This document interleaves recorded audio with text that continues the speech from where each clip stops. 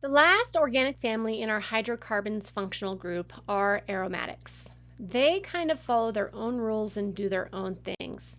So the steps we have learned for our alkanes, alkenes, and alkynes are different for our aromatics.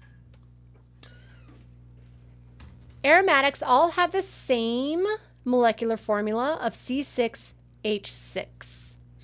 So 6 carbons in a ring and 6 hydrogens, 1 per carbon, which means that there needs to be a double bond between each of the carbons as well.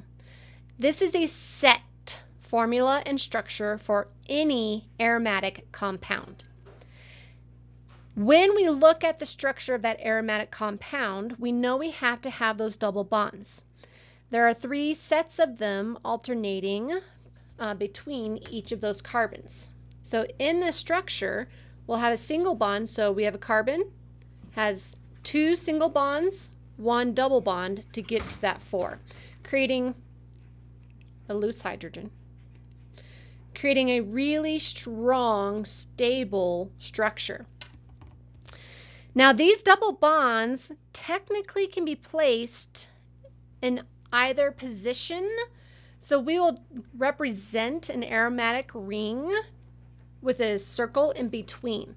What that circle in between is representing are what we call delocalized electrons. That means the electrons are not static. They are moving around all 6 carbons.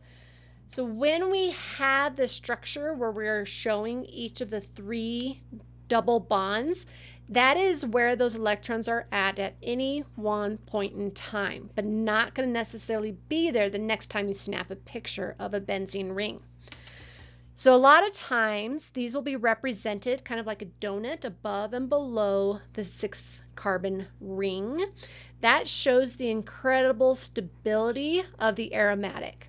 And it's because of those delocalized electrons, it changes our physical and chemical properties of this hydrocarbon, which is why we have to talk about them separately than our cycloalkenes. The base parent name for an aromatic is benzene. Benzene is the C6H6 for its IUPAC name. When we have alkyl branching on the aromatic, we treat benzene as that parent name. We're not going to change it. There's no different suffix. It's just benzene, and then we would put the prefix to represent the alkyl branches.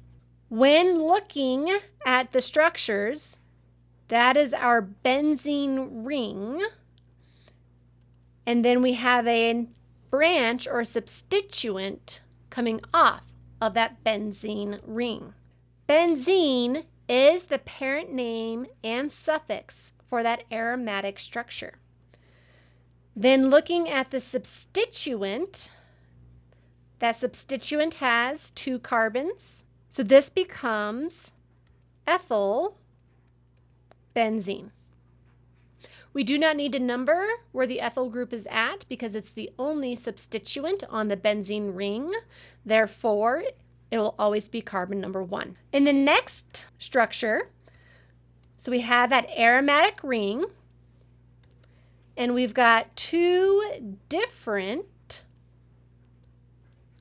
substituents coming off of that. That aromatic ring is benzene.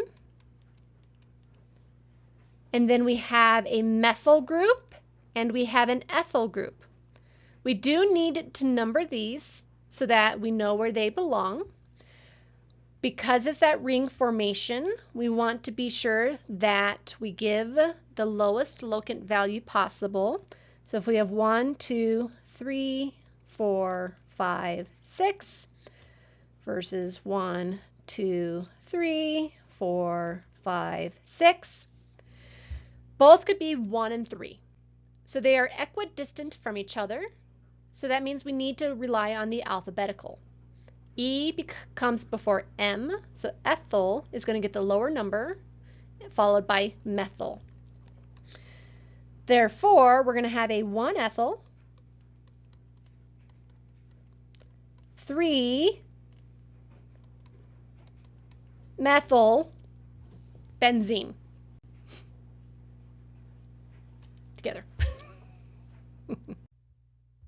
Now, there are a series of common names that we use, and the common name for our aromatics are typically going to be used over its benzene or IUPAC name. You need to be able to recognize these and use the common name for each of these. Looking at our first structure, when we have a methyl group coming off of the benzene, the common name is toluene. Then going all the way to the end, again looking at our methyl groups, when we have 2 methyl groups on an aromatic, it becomes xylene. Both toluene and xylene are common names. However, you can see the IUPAC as well, such as methyl benzene,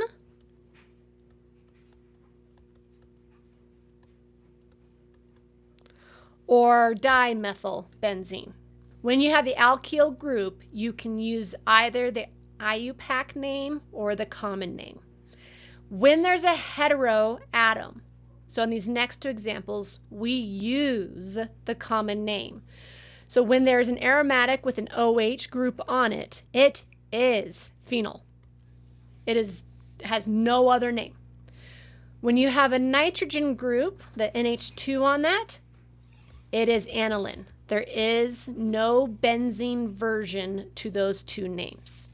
So looking at this structure, we can see that we have a methyl group on this aromatic, so we can use the common name for this structure.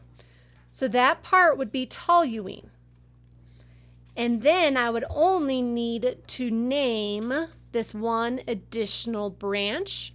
Now it does need a carbon number. If we're using toluene, that means that the methyl group on the aromatic is carbon number 1. So the 3 is going to go to the ethyl group.